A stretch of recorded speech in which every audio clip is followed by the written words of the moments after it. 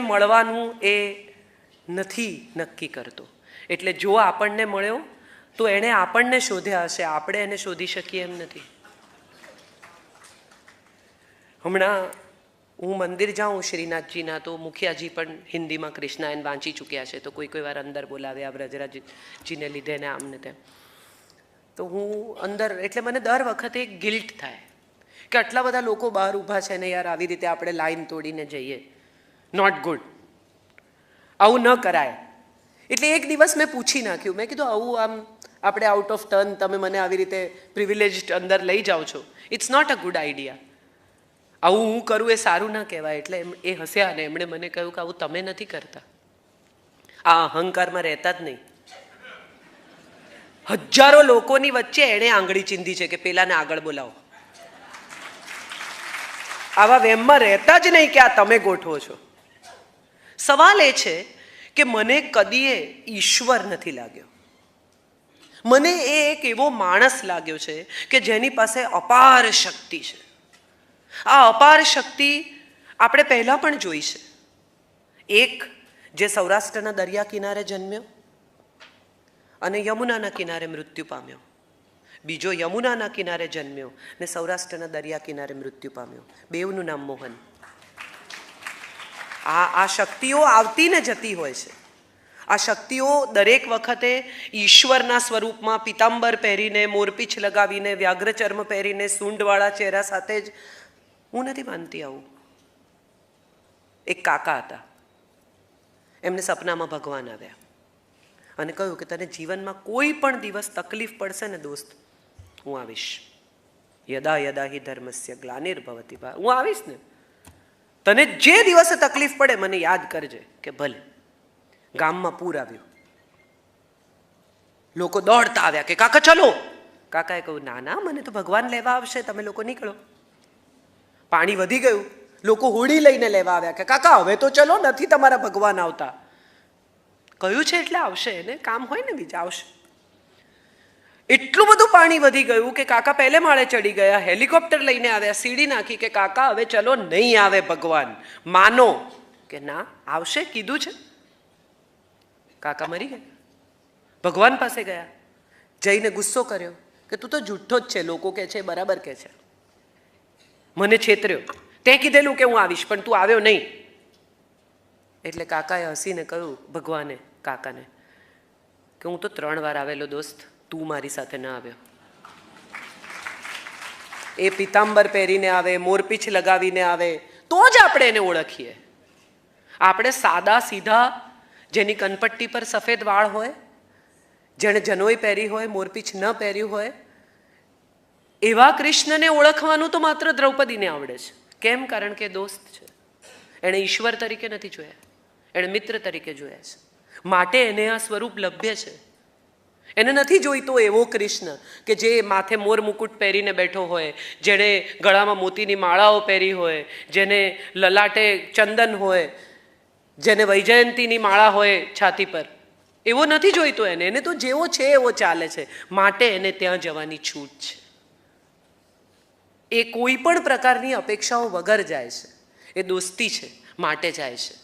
એ કૃષ્ણની ચિંતા કરે છે, ત્યારે કૃષ્ણ એની ચિંતા કરે છે. તો આ કથા અહીંથી શરૂ થાય છે. રૂકમણીને કહે છે કે જવાનો સમય થઈ ગયો છે. રૂકમણી કહે છે કે એકલા જશો? અને ત્યારે કૃષ્ણ કહે છે કે આ પ્રવાસ તો એકલા જ કરવો પડે, આમાં કોઈ કોઈની સાથે જઈ શકતું નથી. મારે શું કરવાનું? કે તમારો પણ સમય આવશે. યાદવોને લઈને નીકળે છે, યાદવા સ્થળી થાય છે, એકલા બેઠા છે ભાલકા તીર્થમાં. આપ ગયા હો તો આપે મૂર્તિ જોઈ હશે.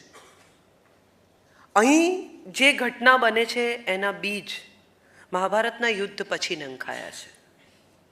ક્રોધમાં ગાંધારી શાપ આપે છે, પશુના મોતે મરીશ.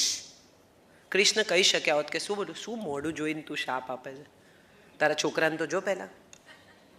કોઈ પણ સાદો માણસ હોત તો એમ જ કહ્યું હોત. આ સાદો નથી ને, સ્પેશિયલ છે. હાથ જોડે છે, તથાસ્તુ. પોતાને અપાયેલા શાપ માટે કહે છે સો બી ઇટ, એમ જ થાય. અને ત્યાંથી પશુના મોતે મૃત્યુ પામવાની ક્ષણ આવે છે. સૂતા છે, અંધારામાં આકાર હરણ જેવો લાગે છે, જરા તીર મારે છે, કૃષ્ણના અંગૂઠામાં પેસી જાય છે. અંગૂઠામાં કેમ એ પણ બહુ રસપ્રદ છે. દુર્વાસા આવે છે, રૂકમણીને કહે છે કે એના આખા શરીરે માખણ લગાવીને મને મોકલજે, હું ચાટીને એ માખણ સાફ કરીશ અને એનું શરીર વજ્રનું થઈ જશે. રૂકમણી આખા શરીરે માખણ લગાવે છે, કૃષ્ણ જાય છે, પાનીએ લગાડવાની ના પાડે છે કે પછી ચાલીને જઈશ ને બધું ચીકણું થશે. એને ખબર છે કે એક જગ્યા તો છોડવી પડશે, નહીં તો તીર ક્યાં વાગશે. અને પાનીએ વાગે છે આ તીર, લોહી નીકળે છે.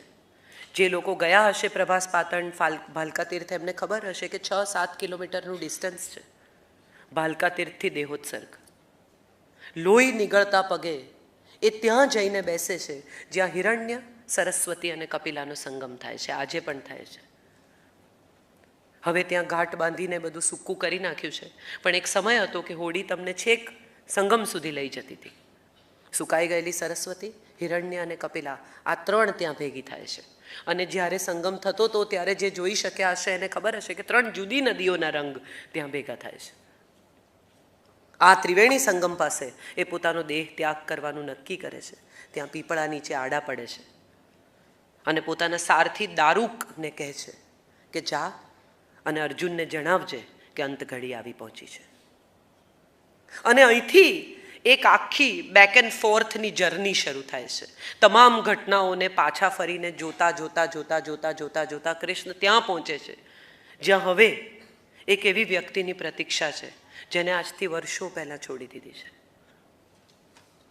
રાધા એ આવે છે, નથી આવતી, એટલી જ રાહ જોવાની છે. એને કોણ કહેશે આટલે દૂર ગોકુળ કે આ તો હવે મરવા પડ્યો, જા મળી લે છેલ્લી વાર મળવું હોય તો. એને કહેનારું કોઈ નથી. એના સુધી આ સમાચાર પણ કદાચ નહીં પહોંચે. અને કૃષ્ણાયનમાં મેં એક કેરેક્ટર ઉમેર્યું છે. આ નવલકથા છે, પ્યોર નોવેલ. આને ઇતિહાસ સાથે, પુરાણો સાથે, સંદર્ભો સાથે કોઈ રેફરન્સમાં જોડ્યા વગર મેં એક એવા માણસના જીવનની નવલકથા લખી છે જેના હું પ્રેમમાં છું. That's it. હું દ્વારકા જવાની હોઉં તો મારા મિત્રો મારી મજાક કરે છે કે આ તારો ટાઈમ થઈ ગયો, તારા બોયફ્રેન્ડ સાથે થોડો ટાઈમ સ્પેન્ડ કરી આવ. તો એ એક એવો માણસ કે જે રાધાની પ્રતીક્ષા કરે છે ને રાધા આવે છે પણ એના ઇલ્યુઝનમાં આવે છે, એની તંદ્રામાં આવે છે. કાબુલીવાલા અહીં મને યાદ આવે કે દીકરીને છોડીને આવ્યો ત્યારે આટલી નાની હતી, એ ફ્રોક લઈને જાય છે તો એવડું જ છે. દીકરીના તો લગ્નની તૈયારી છે. આપણે જે માણસને જેવો છેલ્લો જોયો હોય ને આપણા મનમાં એની એવી જ ઇમ્પ્રેશન હોય. ઘણા લોકો સ્કૂલમાં ક્રશ હોય, મને પણ હતા, તમને પણ હશે. સાયકલની ચેન ઉતરી જાય, નોટો પડી જાય, એ પસાર થતા હોય ત્યારે આવું બધા સાથે થયું જ હોય ને. ઘટનાના નામે કશું બને નહીં, એ આપણને જુએ, આપણે એને જોઈએ, બસ. સંવાદ પણ ભાગ્યે જ થયા હોય, પણ છતાંય એમ લાગે કે મારો પહેલો પ્રેમ છે. સમય વીતે, 20 વર્ષ થાય, એલ્યુમિનાઈ આવે, આપણને પણ એમ થાય કે આવશે. સરસમાં સરસ કપડાં, બ્યુટી પાર્લર, વાળ, આ તે બધું વ્યવસ્થિત કરીને પહોંચીએ અને એને જોઈએ ત્યારે એમ થાય કે હા આની પાછળ ટાઈમ બગાડે. આ 20 વર્ષ મારી જિંદગીના હું એ માણસનો અફસોસ કરતી રહી કે મને આ ન મળ્યો. એક ક્ષણે હાથ જોડીને ઈશ્વરને કહેવાનું મન થાય કે આ ન મળ્યો, thank you so much, I am so thankful to you. અહીં એક મજાની વાત એ છે કે એને ખબર છે કે તમારા માટે શ્રેય શું છે અને પ્રેય શું છે. તમને જે પ્રેય છે એ શ્રેય ના પણ હોય, એ નહીં આપે. એક બહુ સરસ લાઈન કૃષ્ણાયનમાં છે ને સરસ એટલા માટે કહું છું કે કૃષ્ણાયનને મેં કોઈને અર્પણ કરી નથી, હું ક્યારેય એની ક્રેડિટ લેતી નથી. એણે મને એની કથા કહેવા માટે ચૂઝ કરી, એ સિવાયની કોઈ કદાચ ક્રેડિટ હું લઈ શકું એમ નથી. એક લાઈન મેં લખી છે કે માગવાનો અધિકાર બધાને છે, પણ એને ના પાડવાનો અધિકાર છે ને એ આપણે ભૂલી જઈએ છીએ. આપણો પ્રોબ્લેમ એ છે કે આપણે એની પાસે જઈને માગીએ એટલે પગ પછાડીને માગીએ કે આપી જ દેવાનું ભાઈ, એમ થોડી ચાલે. માગ્યું ને મેં. ઘણા લોકો હોય ખબર છે, ઝઘડો થાય 2 જણા વચ્ચે, પછી કે સોરી. એ સોરી કહ્યું એ જ ક્ષણે તમારો મૂડ બદલાઈ જવો જોઈએ, બટનની જેમ. સ્વિચ થાય ને આમ લાઇટ જેવી રીતે ઝગમગી ઉઠે એવી રીતે મૂડ બદલાવવો જોઈએ. અને જો ન બદલાય તો કે સોરી તો કહ્યું એકવાર, હા પણ એને એનો સમય આપો. તમે માગ્યું છે, મૂક્યું છે, અરજી પહોંચી છે, વાંચશે, એને સમય મળશે ત્યારે. અને આપવું હશે તો આપશે ને, ના પાડે તો સાંભળી લેવાની યાર. ચીફ મિનિસ્ટર ના પાડે તો કેવા બધા સાંભળી લે છે, પણ ભગવાન